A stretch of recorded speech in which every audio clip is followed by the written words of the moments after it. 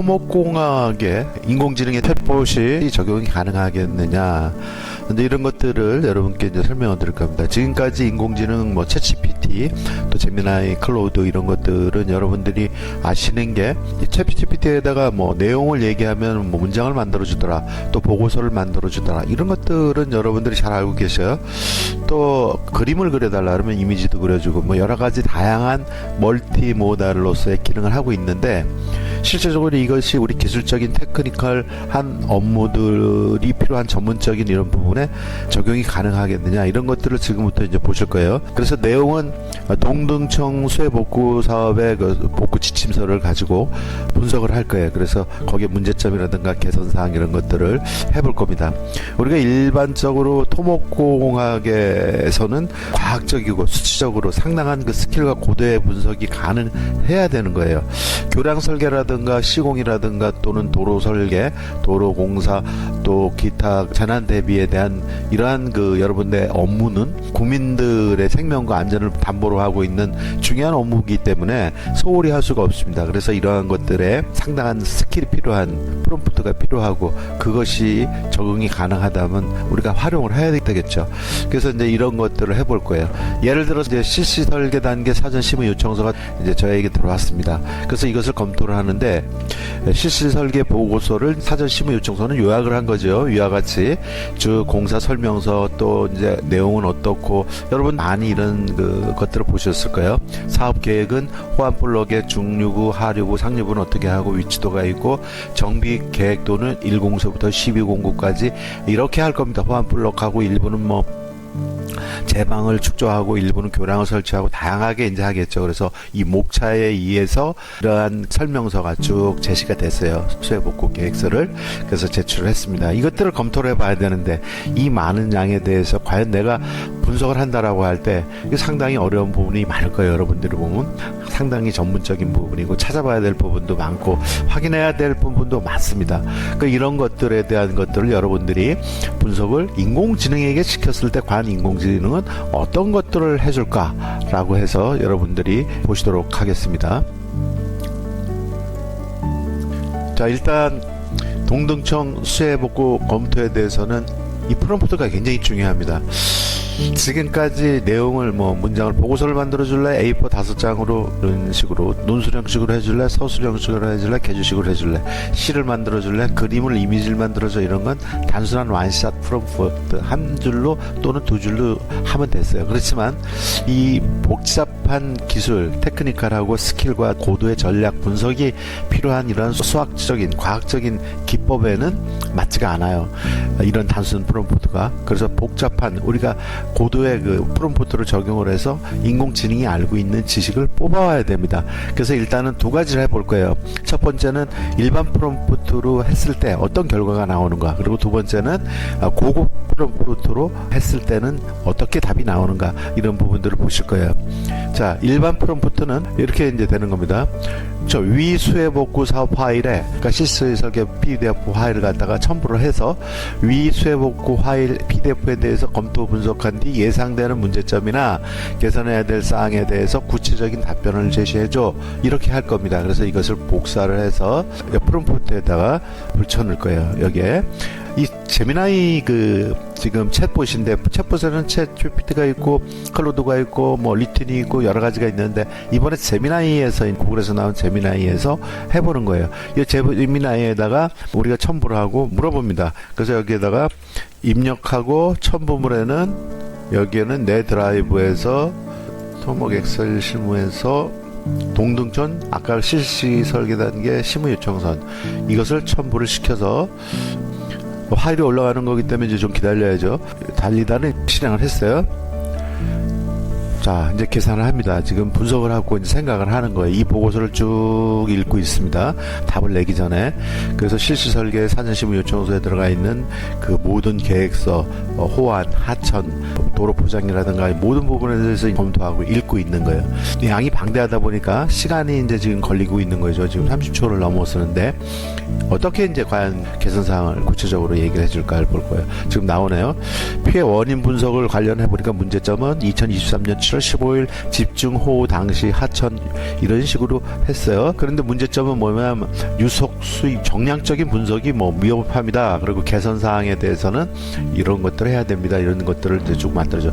복구 계획 관련돼서 문제점, 개선 사항을 제시를 해주고 있습니다. 지금 사업 계획 관련돼서 문제점이 있다. 사업 계획의 배경 목적 부분에서 막대한 피해라고 언급됐지만 그 규모에 대해서 언급되지 않았다. 뭐 이런 얘기예요. 개선 사항도 있고 또 관련 계획 검토 및 분석 관련된 걸 보니까 문제점이 있고 개선 사항이 있더라.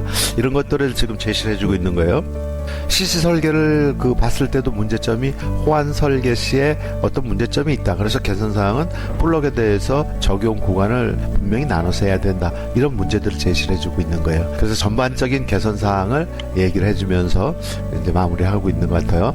보고서 품질 개선해야 된다. 오탈자 뭐 이런 것도 뭐 있다는 얘기예요. 결론적으로 동등청 수해 복구 사업은 이런 면밀히 분석해서 피해 원인을 정확히 규명하고 이를 기반으로 해서 구체적이고 실속 있는 복구 계획을 수립해야 된다. 뭐 이런 결론을 내려줬어요. 자, 보면은 지금 이제 동등천 예상 문제점 개선 사항에 대해서 쭉 나왔어요. 복구 계획에서도 문제점이 있다. 식생 옹벽 블록과 식생 호환 블록의 경제성 비교는 단순 시공비 비교만으로 장기적인 경제성을 판단하기 어렵습니다. 그래서 호환공법 성능 정시에는 이러한 부분의 검토가 부족하기 때문에 구체적인 개선 계획이 미흡합니다. 그래서 개선 사항을 제시를 해줬어요. 식생 옹벽 블록과 식생 호환 블록의 LCC를 분석해서 장기적인 경제성을 비교하고 공법을 선정해야 된다. 또 배수 시설 낙차공 이런 거에 대한 피해 원인을 분석을 해서 개선이 필요한 시설물에 대해서 구체적인 보강 계획을 수립해야 된다. 또 사업 계획 관련돼서 문제점은 사업의 배경 및 목적 부분에서 막대한 피해라고 언급되어 있으나 피해 규모에 대한 구체적 설명이 부족하다. 이런 얘기예요. 개선사항 뭐 피해 이재민 뭐 복구 계획 이런 것들이 강조돼야 된다. 물론 맞습니다. 그죠? 이제 시설계 보고서는 굉장히 큰 두께의 이제 양이기 때문에 이 검토해 주시오라고 하는 것은 이런 부분들을 생략할 수도 있어요. 그렇지만 여기에서 확인했던 거는 정확한 걸 만들어 주는 거예요. 여기에는 내용이 없다. 이런 얘기를 지적을 해준 거죠. 그리고 관련 계획 검토 및 분석 관련돼서 문제점 동등청 하천 기본 계획 2015년을 검토를 했지만 그 내용을 충분히 반영하지 못한 것으로 보인다. 왜냐하면 계획 홍수나 계획 확보, 계획 홍수기 이런 사업이 어떻게 적용되는지 구체적인 설명이 부족합니다. 많은 것을 지적을 한 것 같아요. 그렇지만 이제 이거에 대해서 정확하게 알려면 실시설계 원 보고서를 이제 검토를 같이 해야 되겠죠. 이렇게 해서 실시설계에 대해서도 호환 설계 시 상류부는 쌓기형 호환 블록, 중하류는 붙이면 호환 블록으로 계획했지만 구간 구분의 기준이 명확하지 않다. 뭐 이런 것도 얘기를 제시를 해주면서 개선 사항으로서는 이걸 제시를 해야 된다. 이런 것들을 해주고 기타 사항 전반적인 개선 사항에 대해서 해줘요. 자, 어떻습니까 여러분? 이 정도만 해도 동중천 수해복구 사업 프롬프트를 간단하게 위 수해복구 사업에 대해서 검토 분석한 뒤 예상되는 문제점이나 검토해야 될 사항에 대해서 구체적으로 답변을 제시해줘 했는데도 불구하고 우리가 원하는 답은 어느 정도 우리가 제시해 준 것 같아요. 재미나이가. 그런데도 불구하고 좀 아쉬움이 남습니다. 구체적인 어떤 지식에 대해서는 제시한 게 없지 않는가 이제 좀 아쉬움이 남아요. 그렇다면 이번에는 고급 프롬프트로 구체적인 우리가 답변을 얻기 위해서 다시 한번 해봤으면 좋겠다. 이제 이런 얘기를 드리는 거예요. 그래서 이번에는 동등청 수해복구 사업의 검토 배경은 이렇다. 임무 역할 아래는 에이전틱 워크플로우를 적용한 5명의 프로젝트 전담 구성원이 각자의 전문 역할을 최대한 발휘해서 주어진 과제 해결을 위해서 노력합니다. 에이전틱 워크플로우라는 것은 뭐냐면은 인공지능적인 작업 과정을 통한 5명의 전담 팀 구성원이 5명으로 이제 구성됐는데 첫 번째 프로젝트 관리자가 있어야 되고 그 다음에 구조 엔지니어링이 하나 있어야 되겠다. 그래서 교량 구조 및 그 설계 분석을 해주는 사람이 있어야 되고 또 수리 수문 엔지니어도 있어야 되겠네. 수리 수문은 당연히 있어야 되겠죠. 호환 설계와 분석 전문가인 이 사람이 홍수 위험 평가 및 대책 수립을 해야 되겠다. 지방공학자 필요하죠. 하천 하상이라든가 지반 조사라든가 기초 설계에 대한 안전성이 충분히 돼 있느냐. 이런 부분들을 봐줘야 되겠죠. 그리고 환경 부분에서는 환경 영향 평가 이런 부분들을 다각 지속적으로 검토를 하기 위해서 5명의 전문가들을 선정을 한 거예요. 이것을 멀티 페르소나라고 하는 거예요. 페르소나라는 것은 역할, 임무를 부여를 함으로써 그 사람이 사명감을 갖고 내가 이거 꼭 해줘야 되겠구나라는 걸 갖고 하게끔 만드는 거예요. 그래서 한 사람이 이제 페르소나라고 하는데 이것은 5명이기 때문에 멀티 페르소나다 이렇게 얘기합니다. 지시사항은 지금부터 너희들이 이 모두 협력해서 최대한 좋은 결과물이 도출될 수 있도록 한다. 그리고 반드시 이 자료 문제점 및 대안 제시는 해당 위치점, 정보에 대한 구체적인 데이터를 포함해서 작성을 해주고 반드시 모르거나 확실하지 않은 내용에 대해서는 답변해서 제외해. 왜냐하면 이 챗봇이라는 특성이 문맥과 문맥에 연결을 시켜서 거기에 적합한 단어를 추론해서 만들어지는 통계학적 분석 기법이기 때문에 문맥을 보고 정확하지 않은 답을 두리뭉실해서 넣어주는 그런 경우가 있어요. 그것을 할루시네이션이라고 하는데 망각, 헛소리 이런 것들을 얘기하는 거예요. 그런 것들로 답을 하지 말고 확실하지 않을 경우에, 잘 모를 경우에는 답변해서 제해달라. 이런 내용의 프롬프트가 길지만 이것을 다 복사를 해서 이번에 이제 제시를 할 겁니다. 이렇게 복사를 해서 이것을 해줘 했어요. 이 프롬프트를 적용했을 때는 과연 어떤 식으로 답을 주는지 보겠습니다.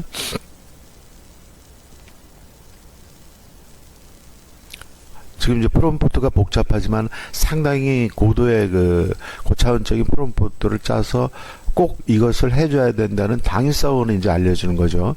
25초, 30초가 지나고 있습니다.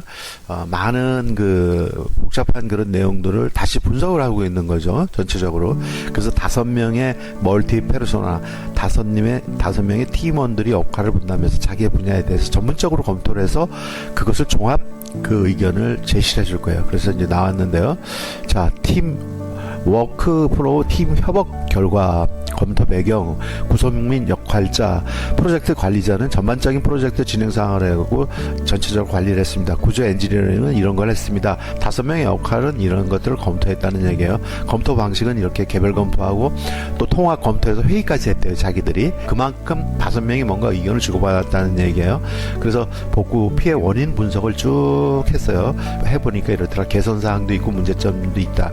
피해 원인 조사한 부분에 있어서 문제점이 있더라는 걸 제시를 해줘요. 그래서 복구 계획을 보니까 숨은 엔지니어가 검토를 한 걸 보니까 문제점에 있어서 이런 문제점이 있었다. 구조 부분에서 이런 문제가 있었다. 환경 부분에서 보니까 이런 부분이 문제가 있었다. 그래서 사업 계획 및 관련 계획을 검토하겠습니다. 이런 것들을 각 위치에서 그 팀원들이 각각의 자기 역할에서 충실해서 이것을 고도의 전문가적인 스킬로 이것을 뽑아냅니다.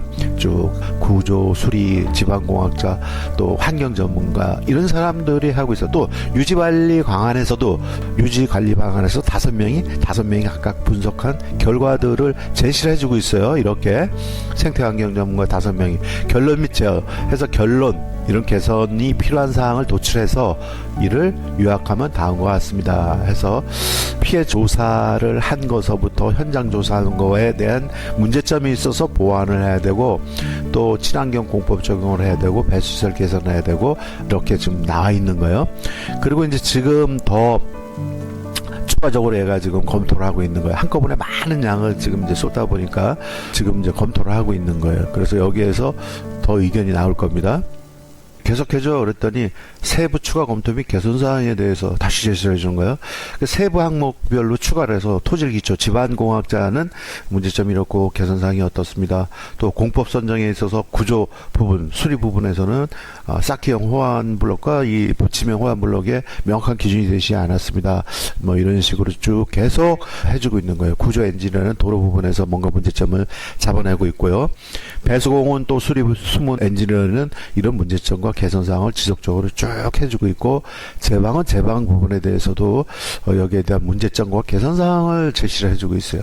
각 5명의 전문가가 끊임없이 부분에 대해서 세세한 부분까지도 다 이것을 잡아내고 있는 거예요.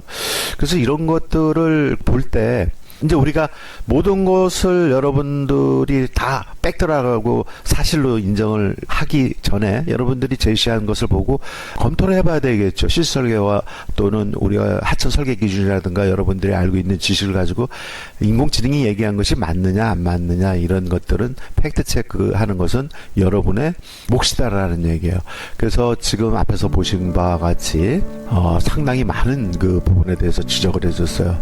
단 그 뭐 몇 분 만에 했죠. 그래서 우리 프롬프트 엔진을 줬는데 협업 결과에서 쭉 이러한 사항들을 제시를 해줬어요. 쭉. 그리고 나서 추가적으로 더 해줘 이런 메시지에 의해서 하다가 왜 그러냐면 토큰 주어진 용량이라는 게 있어서 한꺼번에 많은 양을 챗봇이 제공해주지 않아요. 또 추가적으로 해줘라고 하니까 그 다음에 다시 생각을 해가지고 계속 해줘라고 했더니 추가 검토 및 개선사항 해가지고 구체적인 문제점 분석과 개선사항을 제시합니다. 토질 및 기초에 대해서 지방공학자가 문제점을 제시를 했어요. 그리고 쭉 나갔네요. 환경 구조 부분, 수리 부분, 개선사항 이런 것도 됐습니다. 또 개선사항 배수 통관의 최소 직경은 유지관리 통수량을 고려해서 600mm 이상이 되도록 재설계하라. 또 제방에 있어서는 현장 여건을 고려해서 여유고 및 뚱마루 폭을 조정할 경우에 조정 사유와 근거를 명확히 제시하라. 이런 부분들이 있는 거죠. 호환에 있어서도 이런 부분들을 적용을 해주고 있습니다. 교량에 대해서 그렇습니다. 이렇게 그래서 종합결론에서 내주는 이런 부분들을 여러분들이 참고하셨습니다. 여러분들이 지금 설명해서 보셨듯이 꼭 이 문제만이 아니라 다양한 그 현장에서 부딪히는 문제를 우리가 프롬프트를 줘서 여러분이 원하는 그러한 퀄리티 높은 질들을 자료들을 받아볼 수 있다. 예, 현장에서 판단하는데 여러분들의 근거가 될 수 있다라는 것을 여러분들이 확인하셨을 거예요. 그래서 여러분들 적극적으로 활용을 하시면 됩니다. 이런 방법을 말씀드렸습니다.